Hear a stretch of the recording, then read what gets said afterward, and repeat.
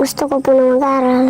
Ano po, yung para maturuan, para magbasa, para magsulat. Gusto ko po na mag-maestera para po na matulungan ko si nanay.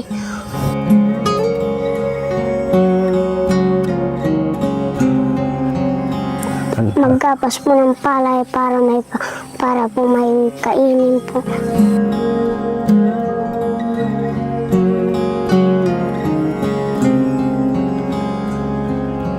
Minsan hindi po ako makapag-aral, walang bigas po kuya.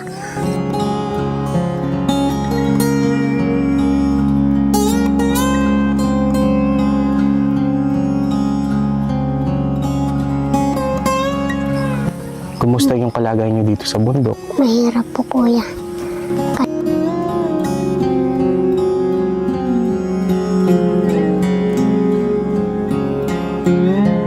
Ano yung pinagdadasal mo? Magdasal po kami para may kainin po.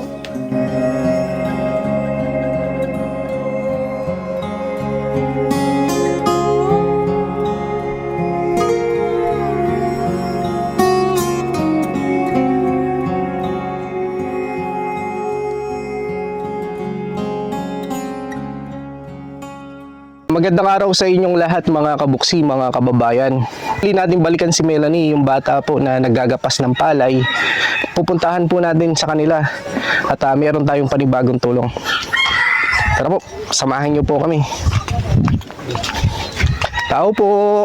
Hello po. Tuloy kayo anak. Pwede tumuloy po. Tuloy kayo Tara po. anak. Ito po.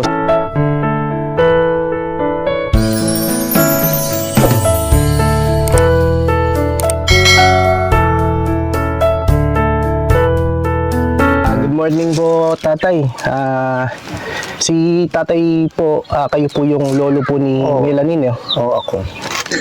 Kumusta po, tatay? Mabuti naman anak at salamat sa Diyos na kabalik ka rin naman anak sa ganitong tulong sa kanya. Ito kay Melanie. Bali po yung tatay po ni Melanie, yun po yung anak nyo. Oo, yung Tapos po, nasaan po ngayon yung tatay ni Melanie tsaka yung mga magulang niya? nasa bundok pong nagkuha ng puso ng saging at saka yung ibang mga kalakal na luya Bali yung nag-ano po sila, kumukuha po ng gulay sa bundok. o gulay sa Buti bundok. po, tatay, kasama niyo po dito si Melanie. Oo, dito siya natutulog sa amin. Dito po siya nakatira. Oo, dito nakatira sa akin dahil iniwan siya ng tatay niya. Siyempre, alam mo na anak, sa buhay natin ngayon, mahirap. Nagigipag-arawan po yung tatay niya. At nasabi po sa akin dati ni Melanie na kaya po dito siya nakatira dahil mas malapit po yung eskwelahan. Oo, malapit lang sa Dito ka nag-aaral, Melanie? Opo kuya. Dito ka nag-aaral. Opo kuya. Doon sa inyo, doon sa kabundukan, mas malayo doon. Opo kuya. Dito mas malapit. Opo. Anong grade ka na ngayon? 1. Grade 1 po kuya. Grade 1. Nag-aaral ka mabuti. Opo kuya. Ano mo ngayon, Melanie, na kasama mo sina lolo mo? Sila yung tumutulong sa'yo dito? Opo kuya. Si lola mo wala siya ngayon. Opo. Nasaan si lola mo? Nagsimba po. Nagsimba siya ngayon. Opo.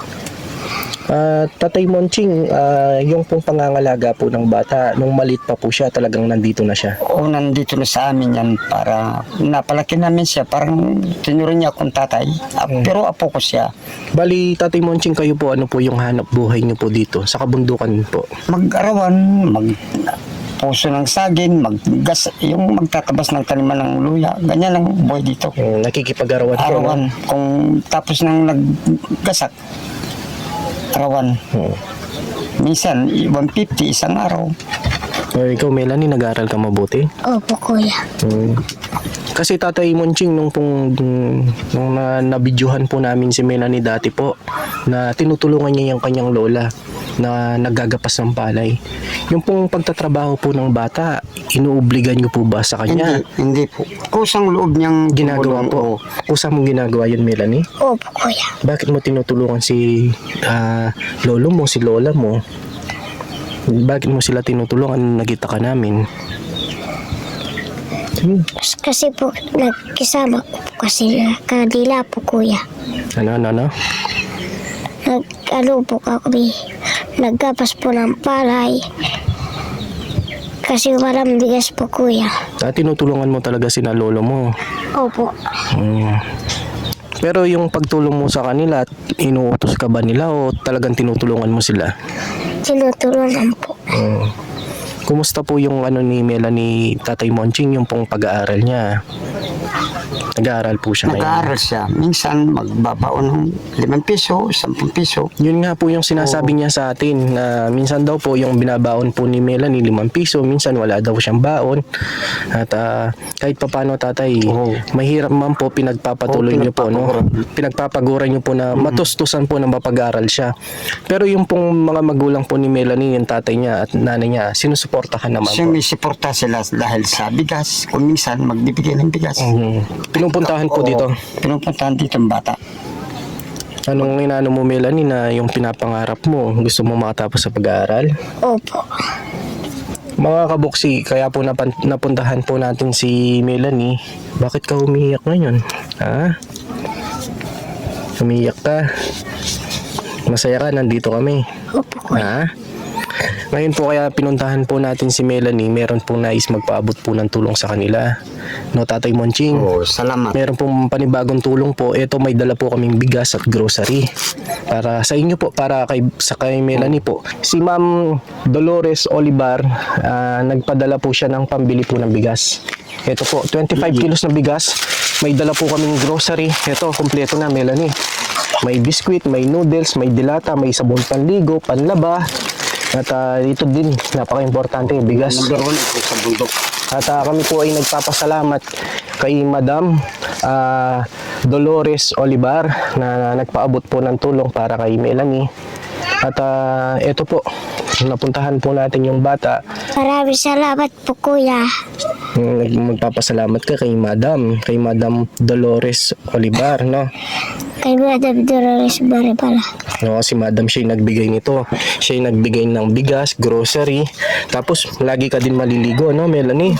Merong sabon panligo dito, panlaba, no, Tatay Monching. Tapos tatay, ito po para sa pang-araw-araw niyo pong pangangailangan. No, basta mag-aral ng mabuti, no, Melanie? Opo kuya. No? Opo kuya. At maging mabait na bata, no? Opo. Ito pong naibigay po natin ng tulong.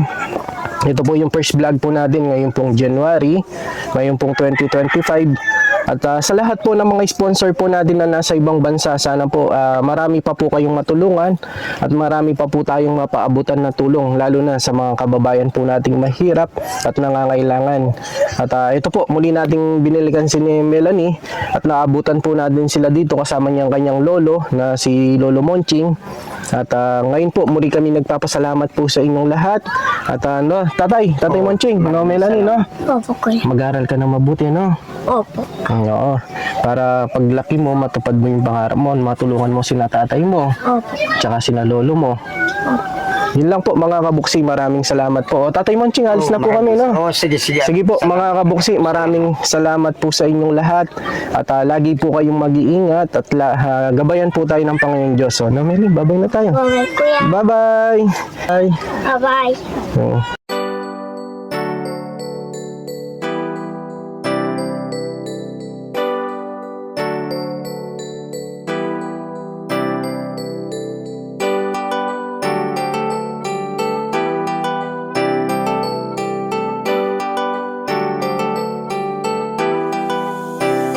Siya ang lagi nyo